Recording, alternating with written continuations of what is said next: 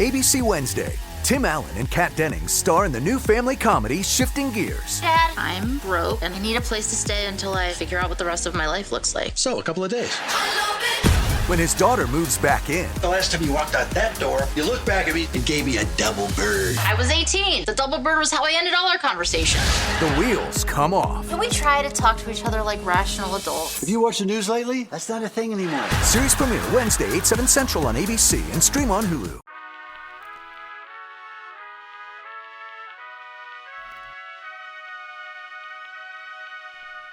Welcome to Worse Than You with Mo Fry Pasic. I'm Mo, and every week I'm asking today's funniest artists how they got their act together. This show isn't about their best or most famous work. It's about the work that means the most to them, their creative process, and why they make their art. This summer, I'm at the Edinburgh Fringe Festival with my stage play Worse Than You. So for our premiere season, I'm chatting with Fringe headliners. And in today's show, well, we have me because it's a bonus episode and I'm chit-chatting with you guys about my current experience while being at Fringe. I think I've done 8 shows so far and had been there quite a few days before prepping, and there's lots of experiences to share and lots of process to share, which is what I'm most excited about because this literal princess sometimes doesn't understand what people mean when they say, you know, Fringe is fun, you do this, and what's fun to you? So that's what today's episode today is. I'm joined by my incredible podcast producer, Erica Ghetto of Kenahora Productions. And I think we're just going to chit chat because I've also found in this experience, if anyone asks me about my show or myself, and it's just me and there's no pressure to like promote, I just go, it's fine. So what's your show about? That's genuinely what I've been doing, and it's not good. It's not good, but I'm trying my best. Hi, Erica. Hello from New York. It's so great to be here, and I'm really grateful that we're going to have the chance to sit down and chat with one another about the creative process, because that's what this show is all about. To that end, I figured we could get things started in the way that we start every episode, with a TLDR, a too long didn't read. Now, you've already shared a TLDR for your stage play Worse Than You in our premiere episode with Sudie Green, but now that you have more than a week of performances under your belt, I wondered whether you might answer that question, give us a TLDR of your show a little bit differently. Oh, I love that. Okay, so also for any visual clips, everyone can understand that I'm in what I call Big Daddy mode. In that my friend Jono Wilson, who is an incredibly talented actor and comedian, I was explaining to him how I want to get Harvey Keitel glasses and how Chris Evans at social events wears sunglasses to quell his anxiety. And I was like, that's so smart. I'm going to do that. I would have confidence, you know, I'd feel calmer with sunglasses on. And Jono says, oh, so Big Daddy, where the child feels they can do anything because they're invisible with sunglasses on. And this experience has been so vulnerable and so constantly just taking a lot of social awareness and energy. And my play is about traumatic experiences and watching that resonate with people. It's all a lot to channel energy-wise. And so I've been going in what we call Big Daddy mode, where when I'm feeling vulnerable, I'm gonna put my shades on, baby. I can't have you see my eyes. You can see truth in my eyes. That will kill me. So, my play, Too Long Didn't Read. I think I get to know it better every time I do it, and I don't necessarily love elevator pitches. And I have this issue with Poor Things, that movie, because everyone was like, oh, it's a woman with a baby's brain. And I was like, listen, it's very reductive, and there are better, shorter pitches that could maybe speak to the heart of it. But it's hard to speak to the heart of anything you're working on when it's multifaceted. And I don't mean that in the way where it's like, I defy definition. I just think art does because it's abstract. But my play is about a person who is really desperate for love, but because of the abuse that she's experienced, really scared of it. And she's also really scared that because she experienced the abuse, she's maybe a bad person. And so overly self-aware and constantly monitoring herself and trying to be the best person she can possibly be. And she works that out through her relationships, through dating, through her therapist relationship. And most readily, it's worked out on the stage because she too is a performer. She's a comedian and she's putting a show together. And so my show follows her therapy, her dates, and her big show. And it is very meta because those are all my experiences. A lot of my play is my worst nightmares, my worst fears. There's a scene where I scream pretty righteously, but pretty correctly at a bunch of idiots in a group therapy session. And a lot of people think I've actually done that. And no, I have not actually done that. But it is a fantasy and also a fear. But yeah, my show is about how trauma, specifically in this one, sexual assault, can either allow you an opportunity to sort of take that lowest low and be able to have access to the highest highs of presence with other people, or let it destroy you. And I think the play does a good job of showing you the access points where having experienced trauma makes you have a deeper appreciation and perspective of life and how you can hold on to that without feeling like you're white-knuckling it, because if you don't, the darkest dark comes through. I'm either being really profound right now and direct and clear, or I've been saying a blurry poem for the past 5 minutes. But either way, that's kind of the Fringe mode, is because consistent sleep is hard to come by. And I don't know who or where I am right now. So is that too long? Didn't read. Was that is that a short synopsis? No, this is great. And for anybody who's listening and wondering where Mo is right now, they're recording this episode from a conference room. That's just a few minutes walk from their venue, Sea Arts Aurora. And I have to say, it was not easy to come by this recording space. It's cuckoo bear. It is like the way trying to book a single space, it makes you like all those millennial pop-up WeWork stuff. It makes you really respect them all of a sudden.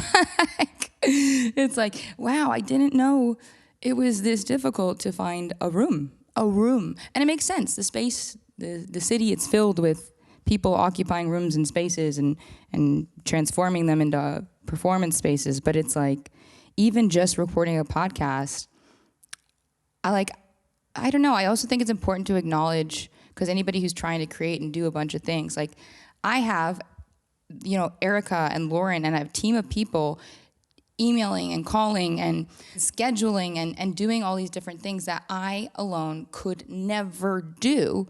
So this would never exist. This podcast, we wouldn't get to even this room. And I don't even mean personally, like executive function wise. I mean time wise.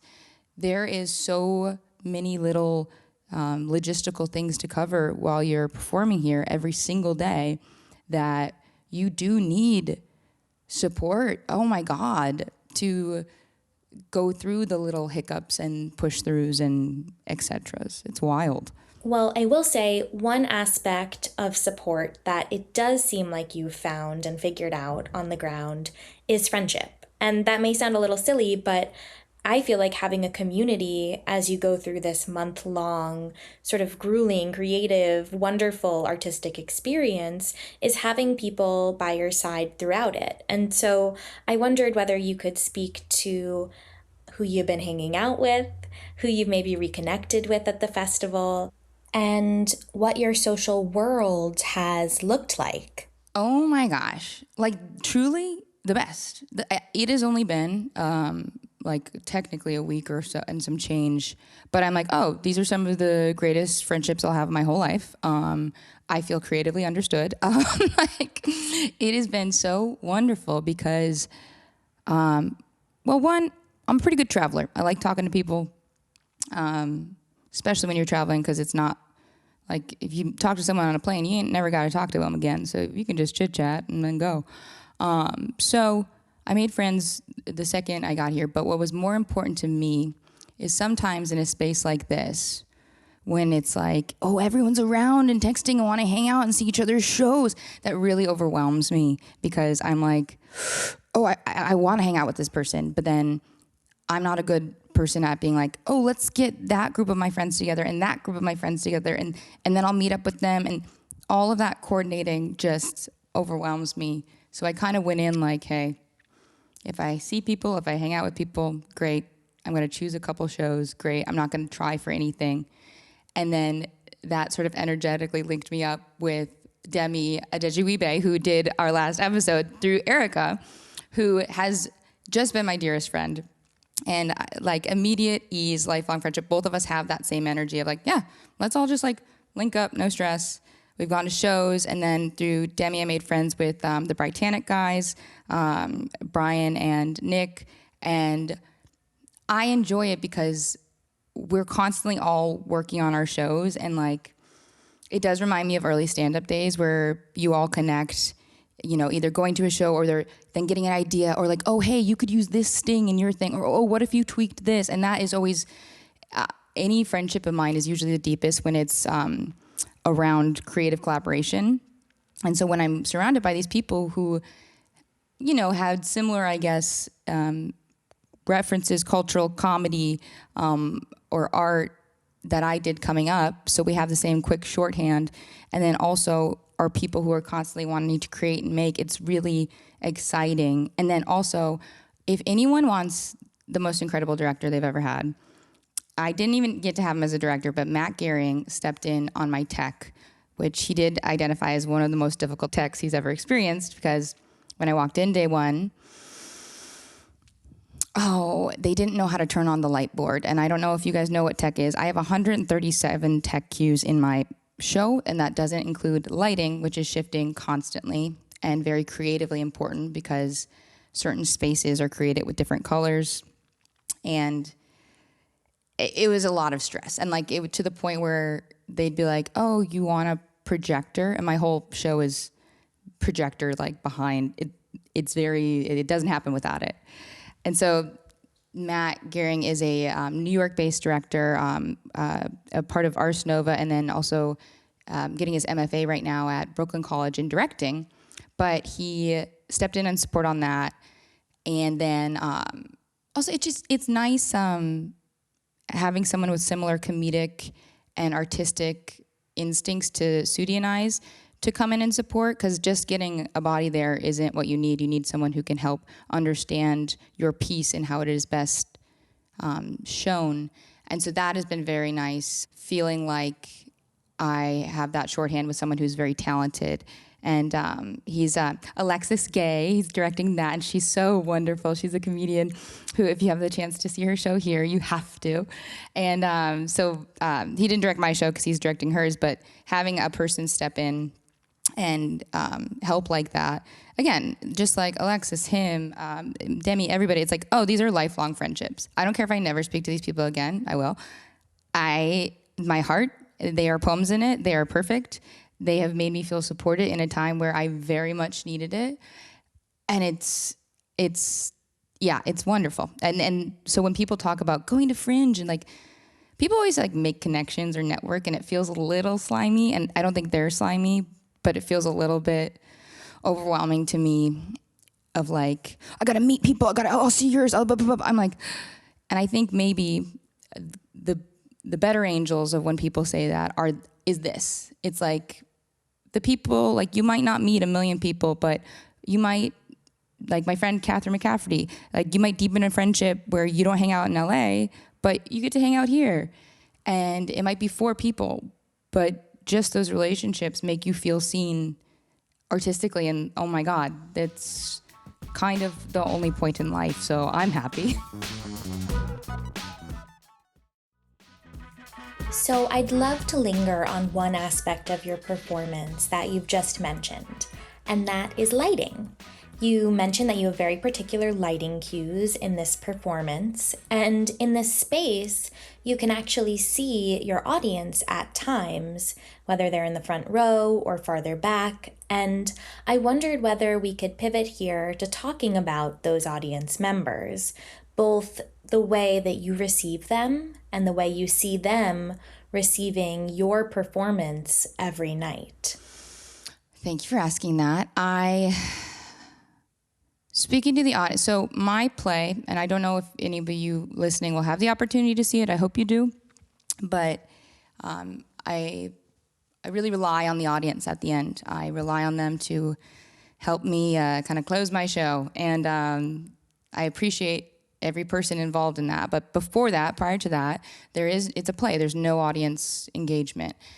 And I come from comedy, in which when you read the room, you kind of adjust, you kind of call the thing out, you shift the energy.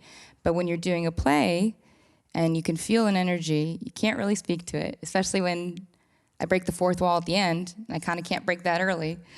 So, and for those not understanding those terms, fourth wall is like the reality of the play, meaning like you're watching an experience in a box outside of it as an audience, and all of a sudden if I break the fourth wall, meaning the fourth wall of that room, I come out to you and you exist in the play now. That's breaking the fourth wall. But I think what's been really difficult, not being able to adjust the energy, is the space I'm in is very small, and it's the closest I've ever been to my audience physically, which is, it's had its funny moments and it's had its awful moments, but it really affects me as an actor, because when you can feel people's energy that close, you want to be a comedian, you want to adjust with it. And specifically because my play is about traumatic experiences or a traumatic life, consistent of traumatic experiences, and sexual assault is the main theme, but there's many referenced. And what's been hardest is that I'll cry now even thinking of it. Like, you just get to see your audience, cry or laugh, and it is a big weight to have to keep acting when you see a group of couldn't be more. The worst day I had was 19-year-old girls. There was maybe 7 of them. Maybe they were 22 and they just had great skincare, but it made me really angry. Seeing them cry, seeing them laugh as if they knew what I was talking about, and they did, which means they've had either or known, which pretty much everyone has, but it hurts to see it help. That was really hard to keep acting, because in my play I also have to switch from crying to being normal and in another scene really fast, and it's that was really hard to do when I just wanted to stop and cry and kill whoever hurt those girls. But I think it was also really nice moments of that, because I had an audience that was first of all, I've also had one person in the audience. Oh my God. And then I've also had in an audience that was full of essentially, it was I think 4 different sets of Scottish couples who were 60 plus, varying. And I open, and one of my top things, I'm literally using a Hitachi wand, and I am masturbating to Chris Evans in Captain America. And let me tell you, those older Scottish people don't really emote or laugh out loud, is what I would say. Their hearts are laughing, but they don't laugh out loud. And so I'm sitting there trying not to laugh at myself, because I'm going, okay, awesome. I am just in a dark room, fake masturbating with a Hitachi wand in front of a bunch of my parents, to silence. But, just that intimacy is really growing me as an actor, to just keep both being private as if nobody's in the room, and also just seeing where the work resonates and with who it does, because it's with most everyone, which is a bummer. But yeah, the closeness, the lighting isn't as tight as I'd like it to be. We don't have there's certain points there. Sudi and I have created sort of a more television play where it's a hard cut, meaning blackout, and then you get a quick laugh. Whereas in a space here where some of the faders on an older lighting board, I'll have a joke and then the light will go down, 2, 3. And so then I have to adjust the timing of that, or I have to keep my face in the joke face because they can see it because they're a foot away from me. So yeah, that's added a new layer I haven't experienced doing it in LA or New York, because there's also that sort of space between the stage and the audience that separates us, and I don't have that here. And again, I don't have it here, and it's really good, and it's really hard. One thing that I think listeners may be curious about, and actually I'm curious about this too, is how you get into the zone for your performance every night, and also how you get out of it. You know, we've talked a lot as we schedule the podcast about how much time to leave you, not only to make your way to the theater before every day's performance, but also how much time you'll need to sort of get in the headspace to tackle this sensitive, vulnerable production every night. Here's the hard part. I wish I had more time to work on my creative performance.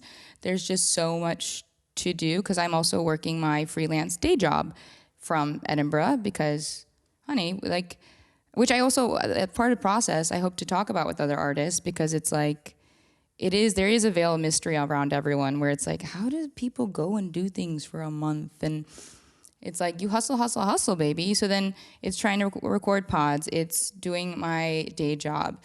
It's, I'll have to do some interviews about the show. And then I'll also have to if you go to these industry events here and hand out your flyer, then reviewers come to your show. And if reviewers come to your show, I had to do a showcase where I did one of my scenes after a martial arts dance performance of 11 shirtless men. And it's like one guy flipped over the bodies of 7 shirtless men. And then it was like, and now from Worse Than You, Mo Fry Pasic. I was like, cool, no problem, easy. And so it's been very chaotic. And I think I have been trying to use that the best I can, and saying like, okay, not being able to maybe have the meditation or the prep or the don't think of it all, right? I don't have a second to think or breathe about my performance. I'm just trying to use as an opportunity to like either put it into the performance, or the scenes where I can be exhausted, I literally will be like, ugh, and it is the exhaustion. So I'll be honest, there is very little prep, but I'm trying to translate it into the show. As far as unwind goes, I really have been, again, the friendships here have been so wonderful. And usually I'd probably go home and watch Tyler Henry's Psychic Medium, which I have been doing. But like, if someone hollers and is like, you know, if Demi's like, I'm going to a show, or Matt's like, I'm doing this, like, we're going to meet here, I've just been going because like I was talking with another performer about perfectionism, and how it's like, well, I shouldn't go out to that karaoke because then my voice might not be right and I might be rested, and everyone says stamina and you should. And if I do that fun thing, then I didn't set myself up for success. And if something messes up, it's like, whoa. So I've been hearing those sort of perfectionist voice, and when that comes in, I'm like, oh, I have to go dancing. I have to go to this karaoke with everybody. I have to have a drink. And I'm not, like, my body's pretty sensitive to alcohol, but it's like, I think a different version of me was like, you know, you eat good, you don't drink this. And I'm kind of like, I'm just leaning in. And, you know, maybe I'm a little puffy the next day after some wine, but, you know, maybe my character Jolie is puffy that day. And I don't mean this to completely, you know, like, I'm not being cuckoo but noo-noo. I'm not partying every day, but I'm letting myself go out instead of necessarily my normal decompression tactics. And so far, it's been good. The second it doesn't start to feel good, I'll go back to like, hey, I'm, you know, turning my phone off and watching a reality show. I mean, Love Island just finished, which is such a bummer. That would be so good to be watching right now.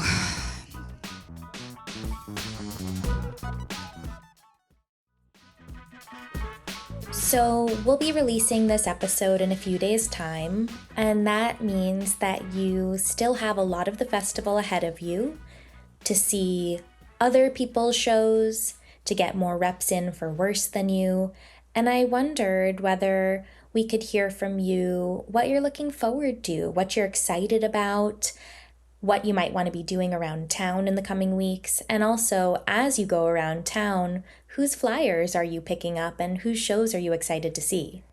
Oh my gosh. Well, that's the hard part, I'll say, is like you can go to some of these like taster, I guess, industry, quote unquote, meaning like other performers can go watch it.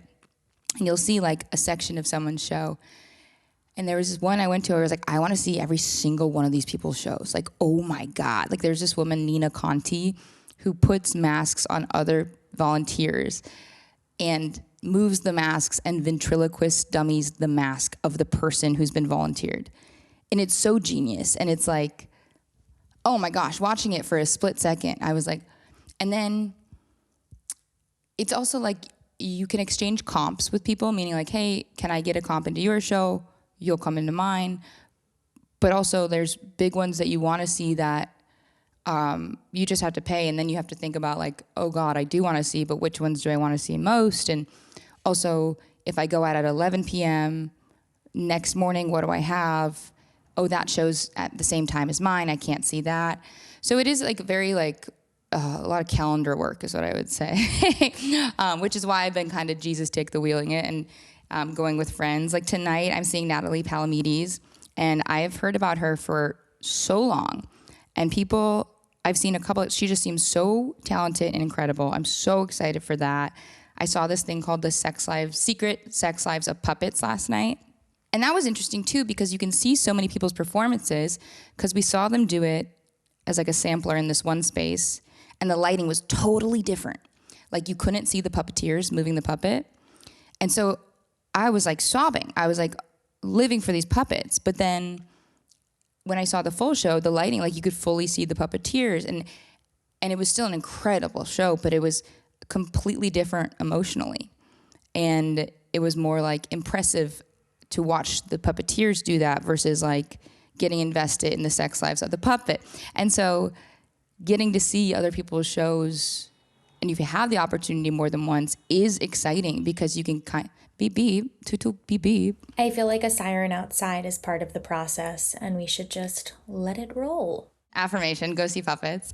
I have this psychic that I love online, and she does like random channeled reads, and it makes me laugh so hard because she'll be saying something, and then they'll be like, her dog will do something chaotic in the background, and she'll be like, affirmation. So, and like, it's like, wait, like, like of what? Like a good or bad affirmation? Like, and so I like, if any chaos messes up, it's like affirmation.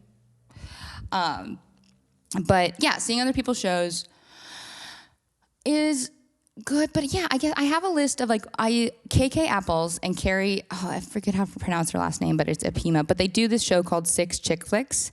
And KK and I went to college together. And that part's also so cool because you can see people, and even seeing Kat's show, like that you've known for 100 years, and they're being so magnificent and wonderful on stage. And it's kind of like, they've been that shit. Like, you know, you can see the core of someone and the themes of their work consistent. And obviously they've developed and grown over the years and honed that. And then to see both the excellence that the level that they've gotten to, and know that they've still always had their spirit at the core. Like KK is a dancer and a comedian, and they parody 6 different chick flicks. And the two of them are dancing and moving, and they're so quick and funny. And yeah, that part's been very fun. But again, I keep kind of worrying. I'm like, okay, so I'm going to these shows. I'm doing my show. I have to re-sew my Glinda costume because that ripped. Then I have to go to the other store. And I'm like, I feel good, but I'm a little bit worried where it's like, is this what that means, stamina? Did I not? Am I going to, tomorrow absolutely like lose it? Which again would be fine because then I just stay in my room and go do my show. But all these thoughts come up. Well, I want to thank you first off for opening up to us here.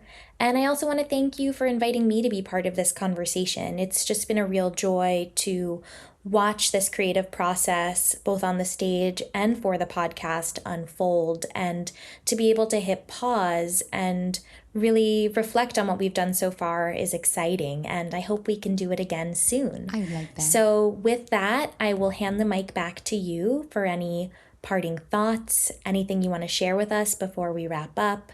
The stage is yours. Yes, let's see final words. Okay, nothing. But final words is, I appreciate you guys listening to this check-in. Honestly, if you have any questions about process and this experience and what I'm going through. I've even been asking people, like, how do you keep up with a normal eating schedule when your show's at a weird time? And, like, you know, it might sound like a magazine question or something silly, but I do think it's important, and I like it.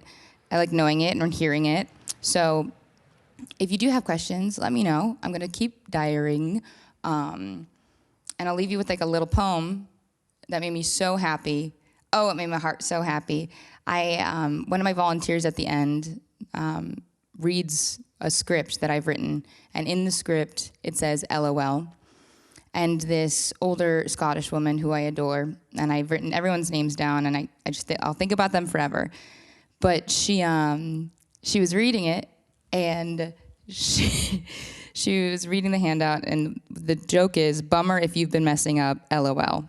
And she reads it aloud, and she just goes, bummer if you've been messing up, lots of love. And it's like a caricature of a Scottish mom. It was so cute. And, you know, Demi and I were laughing later, and he said, you know, she's sending that to friends, like, sorry for your loss, LOL. Like, and so there are just these magical moments, and I will hold her, Mary, I'll hold her in my heart for the rest of my life, because LOL, lots of love. Worse Than You with Mo Fry Pasic is hosted by me, Mo Fry Pasic. You can learn more about this week's guest and the Worse Than You team by checking out the show and episode copy. It's on your phone, the thing you are touching so often. Sanitize it, my God. For more on our journey to the Fringe and to buy tickets to Worse Than You, the stage play, which, excuse me, let's do that, head to worsethanYouPlay.com and make sure to follow us on Instagram. I know you're scrolling constantly, and, well, it's the least you could do. Worse Than You with Mo Fry Pasic is produced by Disco Nap and Kinahora Productions.